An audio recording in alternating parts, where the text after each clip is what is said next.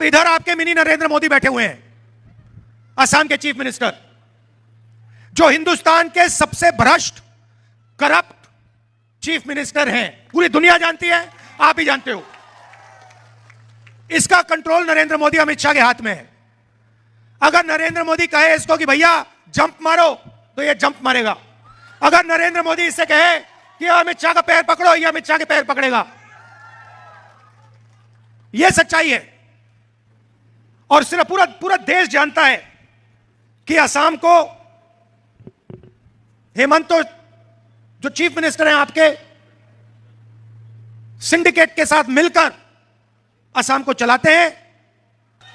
और देख लेना, मैं आपको बता रहा हूं, जैसे हमारी यहां पे सरकार आएगी ना, ये अभी छाती फैला के घूमता है, इसके मुंह से एक शब्द नहीं निकलेगा, हाथ जोड़ के सामने आ जाएगा। ये मैं जानता हूं इन लोगों को, और इसको कोई माफी नहीं मिलने वाली है। यह बात याद रख लीजिए। हेमंत शर्मा के खिलाफ कार्रवाई होगी, और यह जो इसने भ्रष्टाचार किया है, इसका नतीजा इसको भुगतना पड़ेगा। मैं आपको बता रहा हूं कि कांग्रेस पार्टी इसको छोड़ने वाली नहीं है। इसमें जो घमंड है, यह 2 मिनट में निकल जाएगा जिस दिन इसकी सरकार चली जाएगी।